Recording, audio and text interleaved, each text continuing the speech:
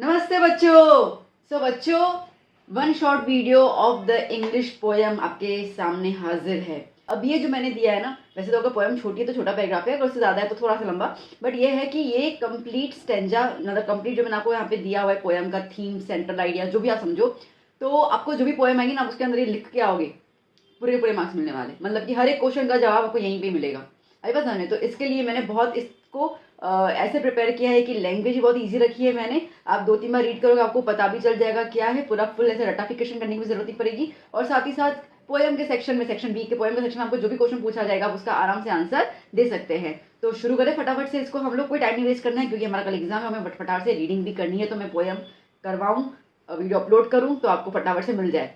तो जैसा कि पहला पहला है डस्ट ऑफ स्नो। तो डस्ट ऑफ स्नो में देखो मैंने यहाँ पे पोएट के नाम भी लिख के रखे हुए हैं। तो ये शॉर्ट पोएम किसने बताई है? रॉबर्ट फ्रॉस्ट ने बताई है। ये बेसिकली एक अनइमेजिनेबल हीलिंग पावर बता रहे हैं नेचर का। ठीक है कि आपकी लाइफ में कोई भी तकलीफ होती है ना, तो नेचर के पास पूरा का पूरा पावर है उसको हील करने का। अब जैसे कि वो आपको कहानी से पता होगी, वो दुखी इंसान ना वो रास्ते पे जा रहे थे, उनके मूड काफ़ी ख़राब था। So from a bad mood to the ill health there is nothing. ठीक है, खराब मूड हो या तबीयत खराब हो, ऐसी कोई चीज़ नहीं है जो नेचर क्योर नहीं कर सकती है। पता है, कहा जाता है डॉक्टर के थ्रू कि अगर आपको आपकी बीमारियां नहीं जा रही है ना, तो बस आप आधा घंटा जो है वो घास पे, ठीक है, जो नॉर्मल घास होता है, आप उस पर बेयर फीट आप चलोगे ना तो आपकी बीमारियां चली जाएंगी। तो ये नेचर का पावर है। So the author was experiencing. अब ये एक्चुअली ऑथर के साथ हुआ, क्या हुआ, मतलब पोइट जो है, ओके, तो पोएट के साथ एक्सपीरियंस हुआ कि ऐसा एक दिन आया, वन सच बैड डे, जब when a cross movement near a hemlock tree. ठीक है, उसका एक दिन थोड़ा खराब चल रहा था। तो वो जब रास्ते पे जा रहे थे तो he was like sitting under the hemlock tree. अब हेमलॉक ट्री जो है वो क्या बोलते हैं, इल प्रभाव के लिए माने जाते हैं। ठीक है, बैड बोलते हैं ना, अपशगुन। ठीक है, उसके लिए माने जाते हैं। और कौवे का आपको पता ही है, कौवे का भी जो है वो उसको स्पेशली बाहरी कंट्रीज में कौवे को जो है वो अपशगुन माना जाता है बहुत। ठीक है, तो अब क्या हुआ था यहाँ पर, when a cross movement near a hemlock tree dusted snow upon him. ठीक है, तो नीचे बैठे हुए थे और जो क्रो है ना वो अपने आप को थोड़ा सा शेक कर रहा था, तो थोड़ी बर्फ जो है वो उनके ऊपर की गिरी। अब ऐसा कुछ मेंशन नहीं है कि कंधे पे गिरा कहीं पे, बट चलो कई कई जगह पे कंधा लिखा होता है, शोल्डर कहीं पे हेड लिखा होता है, तो आप शोल्डर समझ के चलो। ठीक है, तो उनके ऊपर गिरी। अब जैसे ही वो उनके ऊपर गिरी ना, तो मतलब ही वॉज लाइक अपने ख्यालों में खोए हुए थे। ठीक है, जो भी उनके साथ इंसिडेंट हुआ था। तो जैसे वो गिरी तो वो यूँ देख रहे हैं। ठीक है, देख रहे हैं तो अचानक से उनके चेहरे पे हंसी आ गई, मतलब कि उनका माइंड जो है वो डाइवर्ट हो गया। The snow instantly makes him happier and his day gets a lot better. So thus, इसके लिए हम कह सकते हैं the supremacy of a nature as a whole made him realize that how pity. ठीक है, वहां से पता चला कि मैं इतना अच्छा सा नेचर छोड़ के मैं कहाँ फालतू चीज में अपना पूरा दिन जो था वो बर्बाद कर रहा था। अब यहाँ पर जो है द फैक्ट दैट, याद करना फैक्ट क्या है यहाँ पर। यहाँ पे पोएट जो है ना, जो इल चीजें हैं, ठीक है, जिसको बैड ऑस्पिशियस माना जाता है, तो उसको लेकर भी ये एक पॉजिटिव चीज बता रहे हैं। तो जहाँ पे हेमलॉक ट्री जो है वो पॉइजनस माना जाता है, उसके ऊपर भी क्रो का भी दिया गया है, combined with a crow being the indicator of the doom and fear ना, वो पोएम में यूज किया गया है। और ये कहा गया है कि in the poem as they are the carriers of happiness, यहाँ पे तो उनके लिए वो हैप्पीनेस हुआ। तो यहाँ पे आयरनिकली वर्ड यूज हो रहा है कि जो चीज को खराब माना जाता है, जैसे कि मैं अगर मैं ये बोलूँ कि है ना, रास्ते से बिल्ली काली बिल्ली जाती है तो हमारे में कहते हैं कि भाई रास्ता पार मत करो। ठीक है, अब ऐसा है कि आपने रास्ता पार कर लिया और आपके साथ कुछ अच्छी घटना घट गई, तो आप बोले काली बिल्ली गई तो मेरी तो अच्छी घटना घट गई। ठीक है, मेरे साथ। तो दैट मीन्स कि यहाँ पे डेमन की तरह पाया जाता है हेमलॉक ट्री और क्रो, वहां पे पोएट की लाइफ में उन्होंने खुशी पैदा कर ली। तो कोई भी चीज़ खराब नहीं होती है, नेचर की कोई भी चीज़ जो है वो खराब नहीं होती है। ओके, तो ये आयरनिकली इन्होंने यूज़ किया है। The poet through these objects had try to highlight that sometimes creatures जो नेगेटिव एस्पेक्ट के साथ जुड़े होते हैं can be bringer of the change and the happiness. Being outdoor in nature with all the unpredictability can benefit anyone anywhere at any time. ठीक है, तो आप कभी भी दुखी हो ना, कभी ऐसा लगे तो थोड़ा सा बाहर टहल लेना, कुछ ना कुछ ऐसा हो जाएगा आपके साथ कि आप सारे दुख गम, ठीक है, सब भूल जाओगे और खुशियाँ आपकी ज़िंदगी में वापस आ जाएंगी। तो ये थोड़ी सी कहानी थी डस्ट ऑफ स्नो की, बड़ी प्यारी सी छोटी सी पोएम है। ओके, नेक्स्ट पोएम देख लेते हैं हम लोग, फायर एंड आइस। अब फायर एंड आइस का क्या है, देखो अगेन ये भी रॉबर्ट फ्रॉस्ट ने ही लिखी है। तो फायर एंड आइस जो रॉबर्ट फ्रॉस्ट की पोएम है, यहाँ पे फायर और आइस को बहुत ज़्यादा स्ट्रॉन्ग सिम्बॉलिक फॉर्म दिया हुआ है, जहाँ पे फायर को यूज़ किया गया है as a emotion of desire. ठीक है, इच्छाएं जो ख़त्म ही नहीं होती हैं इंसान की। और आइस नफरत। ठीक है, ये नफरत मतलब कि फायर को सिंबलाइज किया गया डिजायर के साथ और आइस को सिंबलाइज किया गया नफरत के साथ। Now he has used the idea of two groups. ठीक है, यहाँ पे दो ग्रुप्स मतलब बेसिकली उन्होंने ऐसा बोला है कि दो तरीके के इंसान हैं, ठीक है। कोई ऐसा बोलता है कि नफरत से दुनिया तबाह हो जाएगी, कोई ऐसा बोलता है कि आइस से दुनिया तबाह हो जाएगी। तो दो अलग किस्म के लोग हैं, ओके, और अलग विचारधारा के लोग हैं, हम ये बोल सकते हैं। So two groups who have their own possible explanation for the end of the world. Okay.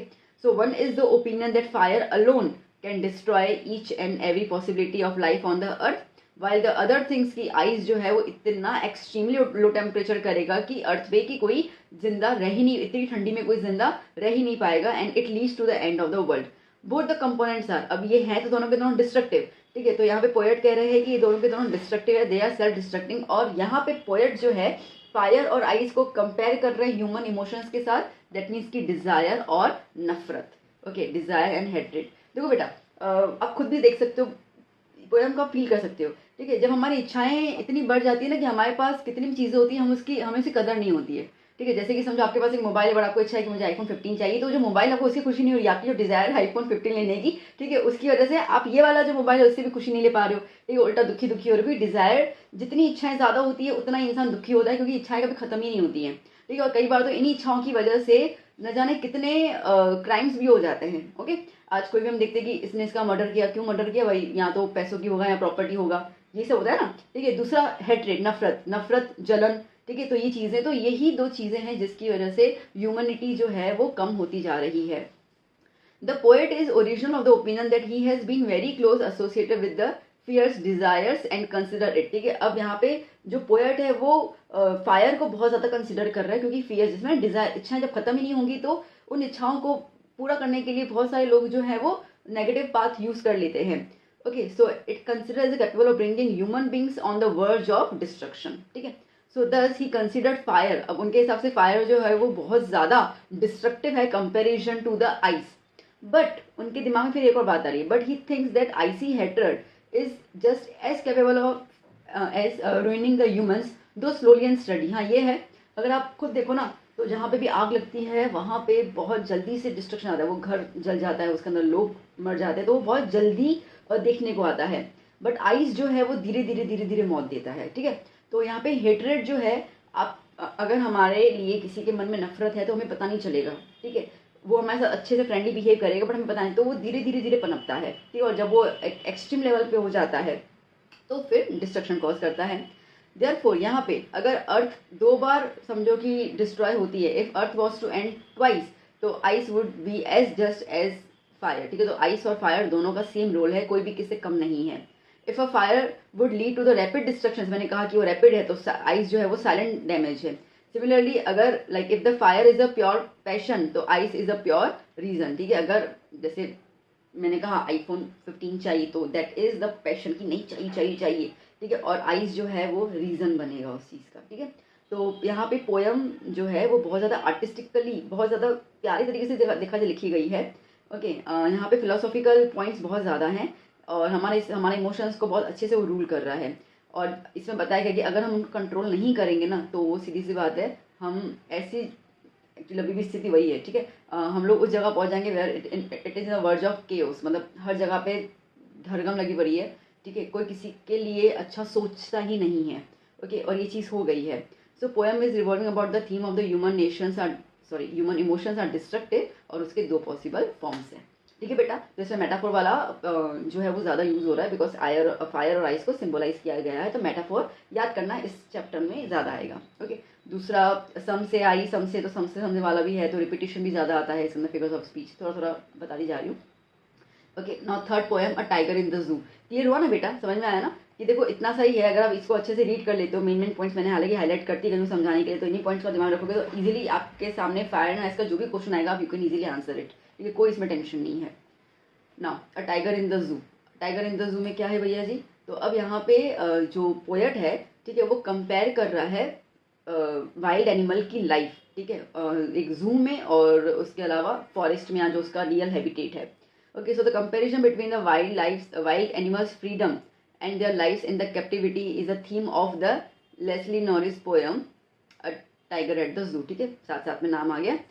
The poem examines the feeling of, यहाँ पे पोएम क्या है, तो पोएम जो है वो फीलिंग बता रहा है, ठीक है। Examines the feeling of loss and imprisonment at the tiger in the zoo experience, ठीक है। एक छोटे से केज में इतने बड़े टाइगर को रखा गया है पिंजरे में, तो वो जो जकरपन है उसका, ठीक है, और जो फीलिंग ऑफ लॉस है वहाँ वो हम एक्सपीरियंस करवाने की कोशिश कर रहे हैं यहाँ पे जो पोएट हैं, और कंपैरिजन करवा रहे हैं कि अगर वो टाइगर वाइल्ड एनिमल मतलब कि अपनी खुद के घर में रहता तो कितना ज़्यादा खुश होता। So the poem begins with the description of a tiger that is very beautiful. पहले पहले जो है वो बड़ा सुंदर सा टाइगर है, ठीक है, बहुत ब्यूटीफुल है, and is walking in the little cage, ठीक है, छोटे से पिंजरे में वॉक कर रहा है। उसके इतने ब्यूटीफुल ब्लैक कलर के, ऐसे ब्लैक और येलो के स्ट्रिप्स हैं उसकी स्किन पे, ठीक है, छोटे छोटे से वेलवेट जो है वो सॉफ्ट पाँव हैं उसके। बट द टाइगर, ठीक है, इतनी सुंदर बॉडी भगवान ने दी है उसको, बट फिर भी वो खुश नहीं है। Okay, but the tiger is not happy and is quite angry about being confined in the cage, क्योंकि उसको गुस्सा आ रहा है, उसके मन में गुस्सा पनप रहा है कि मुझे इतनी छोटी जगह पे बंद किया गया है। समझो कि आपको एक रूम में बंद कर दिया जाए, ठीक है, तो कैसा लगेगा कि हमें कोई आज़ादी नहीं है। जस्ट फील द इमोशन, ठीक है, तो you can relate the poem and फिर सब आराम से देख सकते हो। So the poet says that if the tiger was not confined, ठीक है, अगर टाइगर कन्फाइंड नहीं होता, जू के केज में नहीं होता, तो फिर तो क्या होता। So he would have been hiding himself behind the long grass, ठीक है, कहीं कहीं कहीं नदी के किनारे बड़े बड़े से ग्रास होंगे, उनके पीछे खुद को छुपा के बैठा होगा ताकि कोई भी उसका शिकार आए तो in order to catch his prey, ठीक है, शायद वो डियर भी हो सकता है। एंड यहाँ पे अगर वो उसके आसपास का जो विलेज का इलाका होगा तो वहाँ पे लोगों को डराएगा, ठीक है, अराउंड द फॉरेस्ट एरिया अपने वो नुकीले दांतों को दिखा के डराएगा, वो टेरराइज करेगा लोगों को, मतलब वो अपना पावर दिखा सकता है जब वो खुला होता है, फ्रीड होता है। But the reality is totally opposite. He was confined in the cage, जिसकी जो बेसिकली केज जो है वो स्ट्रॉन्ग बिल्डिंग मटेरियल से बना हुआ है, उसको तोड़ भी नहीं सकता है, तो वो खुद को हेल्पलेस मान रहा है। He could not show his power, अपना पावर शो ही नहीं कर सकता है टू द विजिटर्स, ठीक है, और ना इनको डरा सकता है, क्योंकि उसको पता है कि मैं क्या करूंगा, ठीक है, मैं उनको क्या डराऊंगा, मैं खुद पिंजरे में बंद हूँ, मुझे डरेंगे वैसे भी नहीं। ओके, तो वो टेरराइज भी नहीं करना चाहता है उनको। The tiger is described as being powerless and agonized by the poet, ठीक है, तो पोएट दिखा रहा है कितना पावरलेस है और कितना हेल्पलेस है, एगोनाइज मतलब हेल्पलेस है। तो he says that during night, ठीक है, रात के समय में जब वो अकेला होता है तो पेट्रोलिंग वाली गाड़ी आती है ना, सब चेक करती है कि सब कुछ ठीक ठाक है कि नहीं है। तो वो आवाज़ जब सुनता है फिर वो स्टार्स को देखता है, looking at the stars. The catch life has totally change, मतलब जहाँ पे टाइगर की पर्सनैलिटी ऐसे खूंखार होनी चाहिए, मस्त पावरफुल वाली होनी चाहिए, वहाँ पे वो नम्ब होके बैठा हुआ है। सो यहाँ पे पोएट जो है वो एनिमल के बारे में जो बता रहा है कि वो एनिमल, ठीक है, जो अपनी फियरलेसनेस के लिए मशहूर है, ओके, फेमस है। Freedom is confined and sad, ठीक है, due to the human beings, हमारी वजह से उससे हमने उसका फ्रीडम छीन लिया है, वो दुखी है, and who want to derive pleasure by looking at him in the zoo cage, ठीक है। तो इस तरीके से पूरी पोएम जो है वो बताई गई है। ओके, कभी भी किसी को बंदी नहीं बनाना चाहिए, नेवर एवर। आप नेल्सन मंडेला जी कहते हैं ना, ठीक है, कि जो भी पैदा हुआ है उसका अधिकार है फ्रीडम का, फिर वो जानवर हो, पक्षी हो, इंसान हो, कोई भी हो, भगवान ने सबको फ्री पैदा किया है, तो हमारा कोई हक नहीं बनता है किसी को भी हम एक पिंजरे में कैद करके उसकी आज़ादी छीने, उसको उससे उसे घर से हम दूर करें, ठीक है। वेल, मैं थोड़ी इमोशनल हो गई नहीं ये वाली पोएम को बहुत अच्छी लगी, टाइगर, वो पता नहीं क्यों, पर वो उसका ना दुख होता है जब वो पोएम रीड करती हूँ ना मैं, कि इस तरीके से उसको बंदी बना लिया गया है। चलिए, now next, how to tell wild animals, ठीक है, वाइल्ड एनिमल्स के बारे में थोड़ा सा बताया हुआ है। तो ये जो टॉपिक है वो थोड़ा सा डिस्टिंक्टिव है, थोड़ा अलग है। यहाँ पे बेसिकली डोमेस्टिक एनिमल्स जो है, ठीक है, वो और वाइल्ड एनिमल्स जो हैं वो एक दूसरे से कैसे डिफर हैं वो थोड़ा सा बताया हुआ है, और ये थीम ही है इस पोएम का। और ये पोएम का के जो पोएट है वो है कैरोलिन वेल, और उनका नाम पोएम का नाम है how to tell wild animals. तो उन्होंने थोड़े से कैरेक्टरिस्टिक्स बताए हैं वाइल्ड एनिमल्स के, ठीक है। तो क्या है इसके अंदर, the poet is describing various wild animals in this poem. These animals are very dangerous, और इसको उन्होंने एक एक करके बड़ा फनी वे में बताया हुआ है, ठीक है। Now first of all she tells about the Asian lion. अब क्या कह रही हैं उनके बारे में ये, she says that if you are visiting the jungles of the east, अगर आप ईस्ट के जंगलों में जाओगे वहाँ पे आप एक एनिमल देखोगे which has a tawny skin and he roared so loudly that you will die, ठीक है, वो इतना जोर से घर्राटता है ना तो तुम आवाज़ सुन के ही डर जाओ, मतलब मर ही जाओगे। अब आप खुद इमेजिन करो शेर की आवाज़ कैसी होती है, ठीक है। तो उसका बताया हुआ है, और वहाँ से बताया कि और कोई नहीं है, एशियन लायन है। फिर दूसरी लाइन में वो बात कर रहे हैं बंगाल टाइगर की, ठीक है, जो बहुत मशहूर है Bengal tiger, okay, and she explain to be the royal animal, okay, उनको हम लोग रॉयल बंगाल्स के नाम से जानते हैं। अगर एक बार उन्होंने अटैक कर लिया ना, ठीक है, तो इसका मतलब कि मौत ही है, उससे बचने का चांस किसी के पास नहीं होता है। तो she says by adding a humour, अब क्या ह्यूमर लगा रही है वहाँ पर वो, that if this beautiful black striped animal kills you and eats you, then you have surely met a Bengal tiger. ठीक है, अगर आपको एक एनिमल ने मारा है और तुम्हें खा गया है, इसका मतलब कि वो और कोई नहीं है, बंगाल टाइगर है। तो आप समझ लेना कि मैं बंगाल टाइगर के चंगू में आ गया। ठीक है, इस तरीके से अब जब वो हमको मार डालेगा तो हमको कुछ सोच पाएंगे क्या, गए हम लोग, फिर क्या सोचेंगे बंगाल टाइगर ने खाया है कि किस टाइगर ने खाया है। तो थोड़ा सा ह्यूमर बता रही है वे। At this, she says that if the reader met an animal that has black spot skin, ठीक है, अगर आप और मैं एक एनिमल से मिलते हैं जिसके पूरे स्किन पे काले काले काले धब्बे हैं, it once jumps on him, then it means that the reader has met a leopard. और अगर वो तुम पे जंप करता है मतलब समझ लेना कि वो लेपर्ड है। Moreover, she says that if one will cry out in pain and it may of no use as a leopard will not stop attacking him. ठीक है, अगर तुम दर्द के मारे रो भी रहे हो तो कोई मतलब नहीं है, क्योंकि लेपर्ड आपको नहीं छोड़ने वाला है। उसके बाद वो दूसरे एनिमल के ऊपर आ रही है, क्या कह रही है, then she moves on to the bear that she says will hug you tightly. बोला वो बियर आपको इतना प्यार से इतना टाइटली हग करेगा, जब आपको इतना ज़्यादा टाइटली वो हग करे ना कि तुम्हारी जान निकल जाए, तो समझ जाना कि वो और कोई नहीं है, भालू है। ठीक है, so she says that the bear will continue to hug us tightly, that is the only way to recognize him. Okay, after that she asks the question to the reader that do they know how to recognize beast that hunt their prey. ठीक है, तो okay, क्या आप पहचान सकते हो कि एक वाइल्ड लाइक बीस्ट जो है, ओके, वो किस तरीके से अपने शिकार को हंट करता है।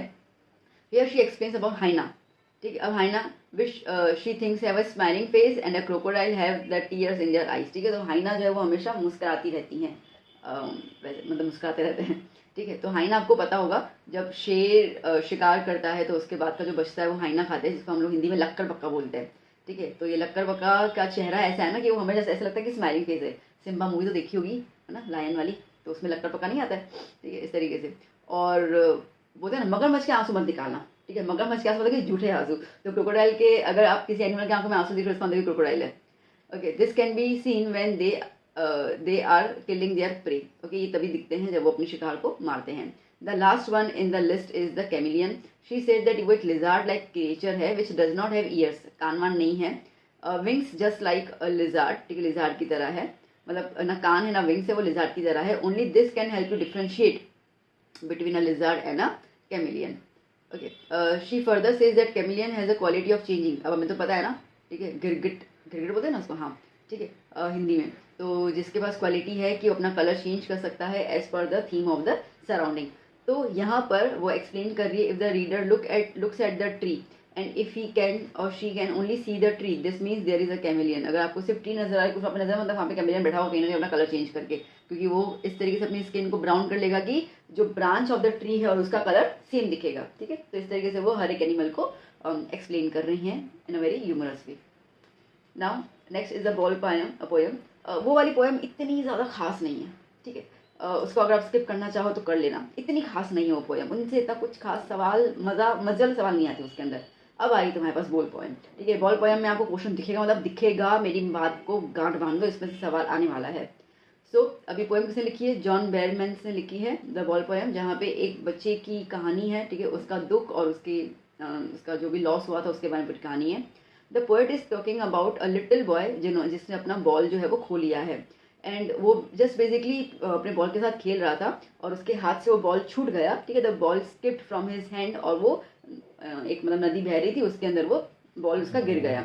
The poet says that this site of the boy losing his favourite ball, ये जो पूरा दृश्य था जहाँ पे उसने देखा कि बॉय जो है, जो उसका फेवरेट खिलौना है बॉल, ठीक है, वो उससे छूट गया, made him think about the boy. ठीक है, अब वो उस लड़के में सोचने लगा, ये पूरी घटना घटी, द पोएट वॉज देयर। अब घर पे आके वो पूरी इमेजिनेशन का पूरा वो पोएम लिख रहे हैं about the poet, about the boy, उनके बारे में सोच रहे हैं, उसका रिएक्शन क्या होगा सिचुएशन में लेके, उसके बारे में थोड़ा वो सोच रहे हैं। तो वो कह रहे हैं दैट यहाँ पे इस सिचुएशन में बॉय वॉज हेल्पलेसली लुकिंग, क्योंकि वो बस वाटर को देखे जा रहा था, जहाँ पे उसका जो उसके बॉल को लेके जा रहा है, कुछ नहीं कर पा रहा। ये देख के वो बड़ा दुखी हो गया, और लाइक मतलब कैसे दुखी हो जाता है, और कई बार हम दुखी होते हैं तो हमारी बॉडी थोड़ी शिवर करती है, थोड़ा डर भी लग जाता है कि मेरी चीज़ मुझसे खो गई। He got so immersed in his sorrow, ठीक है, अपने दुख में वो इतना ज़्यादा डूब गया कि वो बस न जाने कितने टाइम तक वो वहाँ पे खड़ा रहा था, और वो पानी को और बॉल को देखते ही जा रहा था कि किस तरीके से मेरा बॉल मुझसे दूर जा रहा है। The poet says that he could console him, he could console him that he may get the new ball or he could also give him money to buy another ball. वो poet कह रहे थे कि मैं उस time पे ये शायद कर सकता था कि मैं उसको थोड़ा सा शांत कर लूँ, कंसोल कर लूँ, या मैं उसको पैसे दे के उसको नया बॉल लेने के लिए बोलूँ, but he stops himself. But मैंने खुद को ही रोक लिया ये करने से। क्यों? क्योंकि मुझे ऐसा लगा कि जो मैं पैसे दूंगा ना वो नया बॉल लेके आएगा, बट वो जो पुराने बॉल के साथ उसकी यादें जुड़ी है ना वो मैं वापस नहीं ला सकता हूँ।